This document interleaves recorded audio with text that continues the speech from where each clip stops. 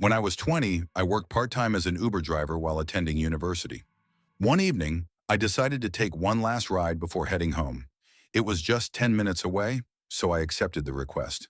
The ride was booked under the name Rachel. When I arrived, a man in his 50s got into the car. I asked, "For Rachel?" He nodded and said, "Yes, that's my wife who booked it for me." As we drove, he casually mentioned that he was going on a date with a girl he had been talking to for a few weeks, and that this was the first time she agreed to meet him. I was confused. He had just said his wife booked the ride, but I was too tired to question it.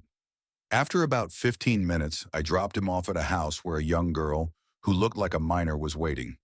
Something felt off. I pretended to be waiting for another ride and kept watching. It soon became clear that the man was meeting up with a teenager. A wave of guilt and fear hit me. She looked about the same age as my younger sister.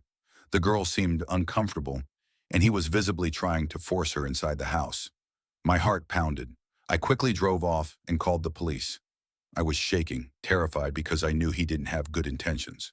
When the police arrived, they found the girl crying and immediately arrested the man. It turned out that he and his wife had been involved in similar crimes before.